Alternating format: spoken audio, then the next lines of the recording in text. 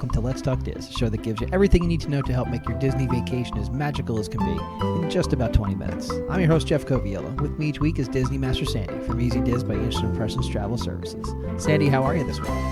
I am doing great. How you doing, Jeff? I'm doing well. Tonight is a unique show for us, and it's something that I get asked a lot. I'm not a travel specialist like you, but I get asked advice all the time from people that have friends of mine that are going, and I know that anybody that says I'm taking the leap, I'm going to Disney World, the first thing they do is they ask everybody for their own advice. And they go to social media and they post on Facebook and they want to know everybody's take.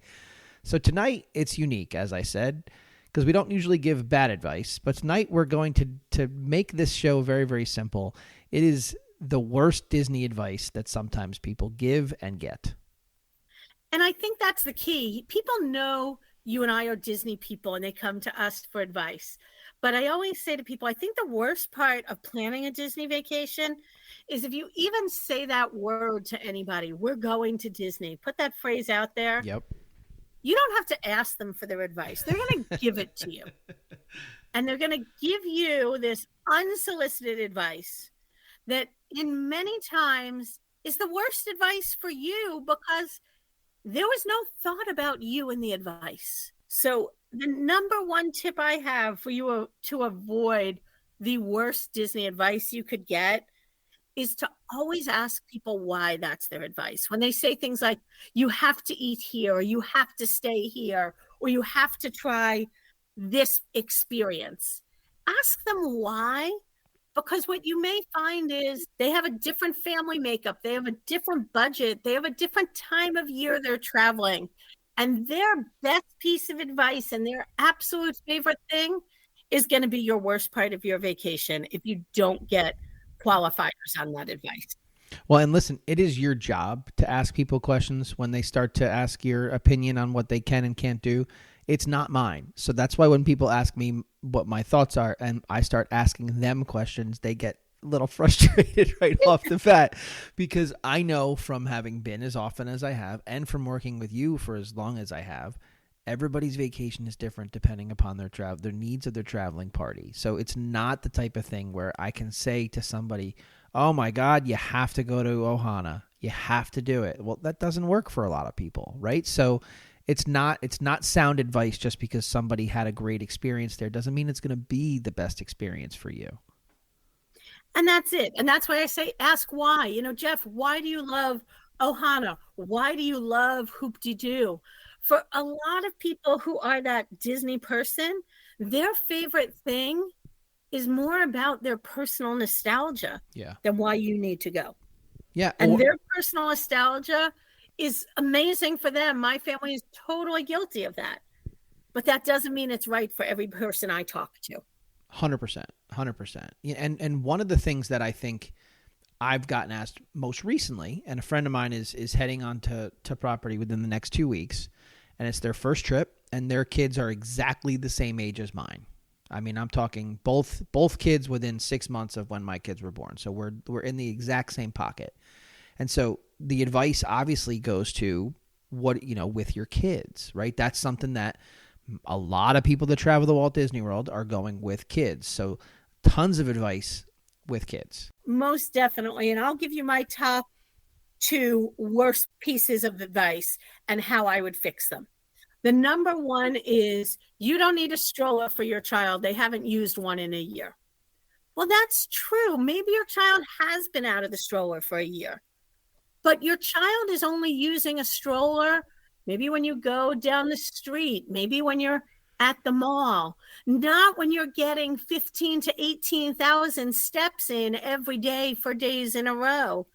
Children who haven't used strollers in a year or 2, sometimes even 3, are desperate for a stroller in Disney. And guess what? You're desperate for them to have it, or you can carry them while it's hot and sticky. That's a real bonus part of your trip. I've known people that have taken the stroller to Disney World and left it there. And that's the end of their stroller in their life. That this was the trip that they were taking. They were going to use it, and then that was the end of it. They said goodbye to it. So like That is very true. that happens a lot. And that goes right into the other piece of advice. If you find you need a stroller, even though I don't think you do, you can always rent one there. Right. Well, there's two problems with that piece of advice. The first one is, quite frankly, you're going to stand in enough lines in Disney. Do you want to start your morning in a stroller line for 4 to 12 minutes? I sure don't want to start my day in a stroller line. No. The second thing is, when my daughter was little, I can tell you the time that I appreciated my stroller the most. It was getting out to the bus, waiting for the bus, and then getting from the bus back to our hotel room. It's been a long day. I'm as tired and cranky as the kids. I don't want to be carrying this kid at the end of the night. And it's further than you think. There is no stroller rental at the resorts. It is only at the park. So now you've got this almost sleeping child on your shoulder for the next 45 minutes to an hour. Bring your stroller. Yeah. And if you don't want to bring your stroller because you have a great expensive stroller, there's umbrella strollers that you can actually buy in their gift shops. I think it's one of the most reasonably priced things on property. They have a little basket under it. Get a new umbrella stroller and then make it magical for another family. You don't want to bring it home, gift it to somebody in the lobby who listened to their friend who told them not to bring a stroller. Well, and the advice that I've given, like, sure, your kid could do it and then you could have a meltdown, but why? Why do that to yourself, right? So don't always believe anything that anybody says about the stroller is really what it is. And the second one, comes to the fact that, you might have some kids that could get tired during the trip as well. And the piece of advice that comes often is you can go back to your resort for a nap every day. You can. I'm not telling you it's impossible, but I am telling you that it is a long process. And we talk with clients about this all the time. Whether it's a nap or a swim, if you want an hour nap or an hour swim, you most likely are going to be out of a park anywhere from 2.5 to 4.5 hours. Yep. Depending which park you're in and where your resort is. Because the reality is, again, this isn't like being at the local supermarket. When you decide at 12 o'clock that you need a nap at Magic Kingdom, you're nowhere near the entrance. You're all the way in the back corner. It's going to take you 15 minutes just to make your way back to the front gate. So can you go back and nap and swim every day? Sure. But if this is your once in a lifetime trip, once in every 5-year trip, do you want to take 4 hours out of your day for your child to nap for an hour? And your luck or my luck, they're going to fall asleep on the bus for 20 minutes and then they're not going to take that nap. So there are so many great places that little ones can nap. And especially if you've got one that's a little older and doesn't need a nap, you can divide and conquer in the park. But again, they can only nap in the park if they've got a stroller to nap in. I was going to say you're tying it into the last one. But I will say this for those folks that are nappers that do go back to the hotel. I'll give you a perfect example. If you are staying at somewhere like Boardwalk or you're staying at somewhere like the Contemporary or the Grand, it's a much easier way to go back to your hotel from an Epcot trip if you're staying at Boardwalk or a Magic Kingdom trip if you're staying at the Contemporary than it is if you're staying at somewhere that's far off property. If you're staying, on property, but still far away in property. If you're staying. But I think that's the key. Yeah. I always say there is no one perfect location. No, not at all. Not at all. So yeah, maybe your Epcot day and nap is easy or your Magic Kingdom day and nap is easy. So maybe you do a nap or a swim that one day. Correct. Yes. It's not going to be easy every day. I have one client who, if she's listening to this, I'm going to get an email from her saying we do it every day. I do too. And they do. But they're also a client of mine. I think I've done 6 trips for them now. Their kids are growing up, so they still have a young one. Right. But again, they pace themselves. They don't want to see everything. They know what they do and don't like. For those that this is a one and done or one every 5 years, that's a lot of time to take out of your day. Is it doable? Sure. But is it what you want to do? Only you can tell, but something to definitely think about because it's not as easy as you think. Well, and I mentioned those couple resorts because that leads me directly into the next thing, because I get this question constantly too. And like I said, I'm not the travel specialist, so you get it and from a different angle, but everybody always has the resort. Oh, you've got to stay here. It's the best. You've got to do this. It's the best. You've got to stay there. Well, I don't know that I could say that there's a resort that is the best that you have to stay at, right? That, it's so individual based on a number of factors. There are, and I always think it's funny because sometimes I have potential clients that call me. Either they're thinking about planning their trip and they've been talking to people for suggestions, or there's one client that sticks in my mind that she booked her trip by herself online. When she found out about 2 months later, her friend had just gotten back. She didn't know. They were talking on the playground after school, and the friend said, well, this is all the things my travel agent did. The woman called me and said, can you still work with me, and what do we do? And she told me that, she had talked to people, she had called into Disney, and then she booked online. She definitely doesn't want to change resort because she's very excited. Her resort has a kitchen. It's close to everything. The rooms are the largest rooms anywhere on property. She was all good to go. And I said, that's wonderful. Where are you staying? And she said, I'm at the Grand Floridian. And this was pre-DVC, the Vacation Club, being at the Grand Floridian. So first of all, the rooms don't have kitchens. No. Second of all, believe it or not, even though that is the flagship resort, they are not the largest rooms on property. No. She ended up moving to the Contemporary.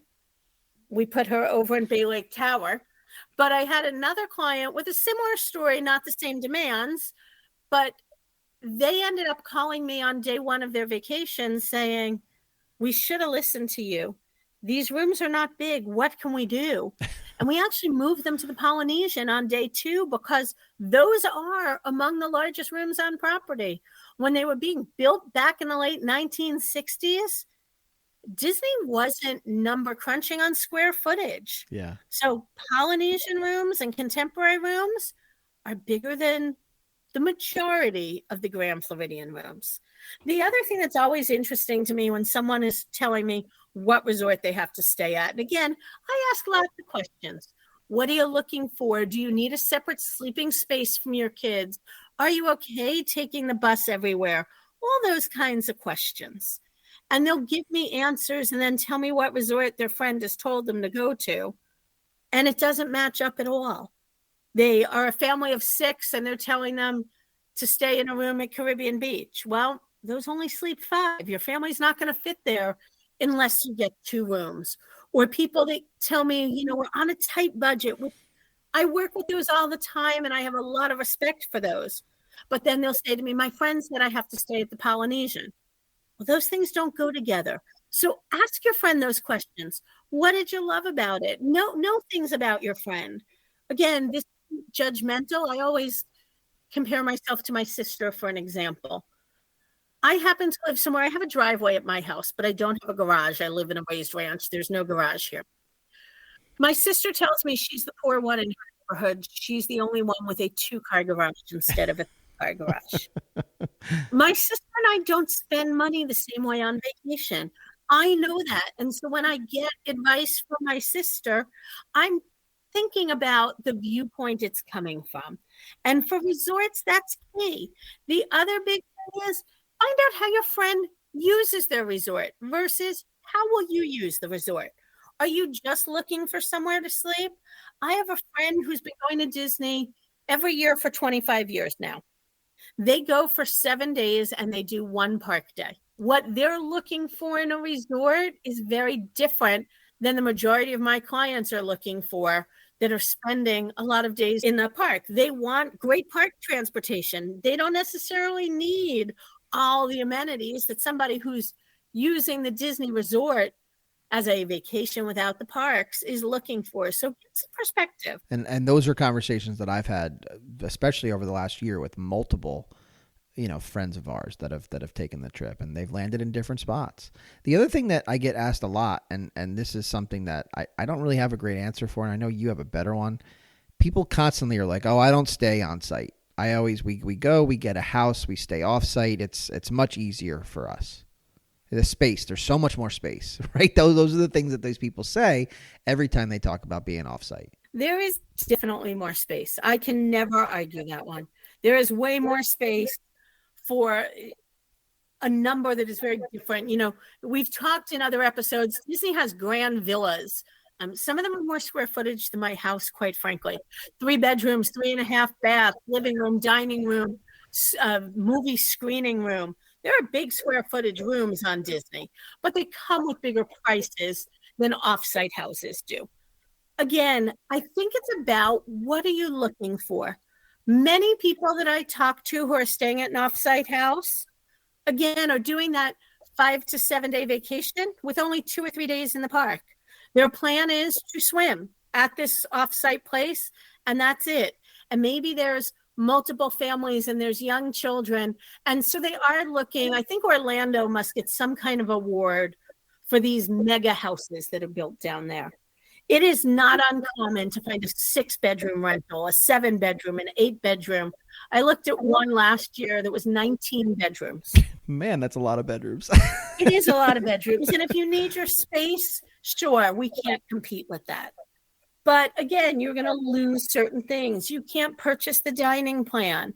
You can't get right to Magic Kingdom. You can't purchase your individual select attraction until the park gets open.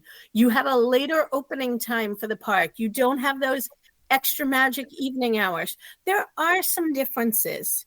The big thing I will tell you, unless you need so many bedrooms, off-site always looks less expensive.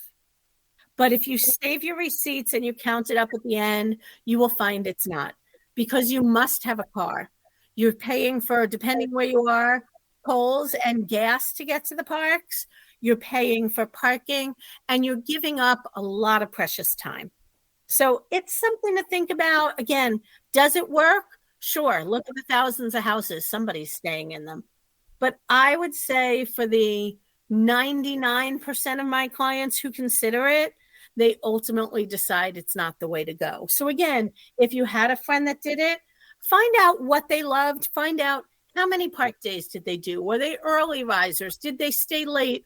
And compare what you're looking for your experience to be. So this next one is, I think, what I get asked probably the most, and I think it's the most impossible one to answer. Mm-hmm. And it's dining. And people are saying, well, what's the best restaurant? Where do I have to go? And I can't answer that because I don't know what you want to eat. I don't know if you want a steakhouse. I don't know if you want seafood. I don't know if you have somebody in your traveling party that's a vegan or gluten-free, or I don't know if you want character meals, or if you want buffets, or if you want prefix meal. So I don't know what you want, so I can't give you that answer. So anybody that's giving you that answer, they're giving you exactly the answer that we've talked about with everything else on this show. They're giving you their perspective of what worked for them. So you need to know if it works for you based off of what works for them. Ask them about that restaurant. Some of the things you mentioned, Jeff, are all things that I talk to clients about before we do your dining. Do you want character meals? Do you like buffets? There are a lot of people who don't want a buffet because they want to sit down and be served. Right. There are families I have that say to me, pick the most adventurous places you can find and book me there. I don't even care what they're called. Okay. I have other families that say, meat, potatoes, and Italian. That's it. All right. And then I'll get these emails that say, hey, is there one of the nights of dinner that you think we could give up because my friend said we have to eat at, and fill in the blank. Sure. And it's usually, seafood. And I'll say to them, sure, we can do Cape May Cafe, but I thought you said your husband is allergic to seafood. It's a seafood buffet. And I get back, oh, I didn't realize. No, please don't change that. So again, ask them, what was on the menu? What did you love about it? Also, sometimes the meals are great because they work for where you are. People who do a lot of deluxe resorts, I have deluxe clients who do 2 sit-down meals at minimum a day. They do a breakfast and a dinner. And I will tell you that the breakfast in the Contemporary and the breakfast in the Grand Floridian is a great breakfast. It's a non-character breakfast. They're great restaurants, Eggs Benedict, mimosa flights, great options.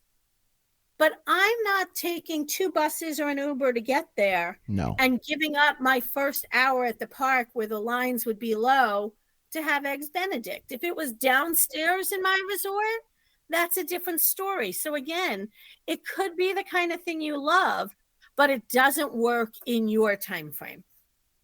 Or your budget, or what you're desiring. So again, just you have to consider all those things, and that's why the travel specialist will be helpful for you. The last thing that we have are rides, attractions, that type of thing. So to me, this is kind of an easy one, right? Because let's use you and I as the perfect example. You and I do not enjoy the same types of rides or attractions because of just who we are. It's just not something that is very correct. It's not Jeff something is our person that will do every coaster and all of those things. I'm adventurous on Tiana's Bayou and soaring. That's my level of adventure. Right, but you're also somebody, and it's not that I don't have this as well. You're somebody that is going to seek out a lot of the stage shows. Somebody that is a big part of what you entertainment on your vacation is key for me. Yeah. I am very happy, as you said, to watch the theater shows, the stage shows, the streetmosphere, even the nighttime shows, be it fireworks, the water pageant. Those are things that I love because I'm not a thrill seeker. Now, again, I'm not saying that Disney is filled with thrill rides and there aren't rides that I can go on. There are plenty. But again, it's a personal taste. Is your child tall enough for those rides? Yes. Is your child tall enough and one of the adults is also willing to ride? When my daughter was young, she loved coasters. I wasn't putting a 6-year-old on a coaster by herself. No. When she got a little older, I would wait with her online, go all the way up till she boarded in her car, and then tell them I'm taking the chicken exit and meet her right by the exit. That was fine when she was 11, 12, 13, not when she was 6. So it's not just can she do it, but who's going with them? Right. Does that work for your family? Yep. And one of the things that I love to say to my clients is, if this is your first Disney trip, your kids don't know what they don't know. So if you plan well and you just avoid these things, they don't know they were there. You can't see everything from the outside. Space Mountain, you could walk right past and you could definitely bill it as just a gift shop when you're walking by. Something like Tron, sure, it's a little bit harder to hide. But you can make some plans and make them work for what you want them to be. But you've got to know what you want it to be. And that's how you avoid the worst Disney advice ever. Yeah, and I think that applies to everything we talked about, right? It applies to advice for your small kids, advice for your resort, dining, rides, attractions, you name it. Everything goes back to asking a bunch of questions to the people that are giving you the advice so that you can have an understanding of why it worked for them, and then you can gauge whether it will work for you. We are coming to the end. Anything else that you want to share with anybody before we say goodnight? Again, not only is it important for you to know where they're coming from, but it's your vacation. Everybody vacations differently. And it's a matter of finding that vacation that's going to work for you, whether it's sleeping in, taking the pool time, taking one day that mom goes out and one day that dad goes out because somebody's going to the spa one day and somebody's golfing another. Make the most of your vacation. We get such limited vacation time and family time. It should be as magical as you want it to be. Well, Sandy, I appreciate your advice as always. It is good advice, not bad advice. And I cherish it. I thank you very much and enjoy the rest of the week. Have a great night. That's a wrap this week on Let's Talk Diz. If anyone you know could benefit from this or any show, please share on your Facebook and Instagram for other Disney fans to enjoy. And don't forget to reach out to the folks at Easy Diz by Instant Impressions Travel Services for any Disney destination planning. Make it a great week. And as always, keep making memories.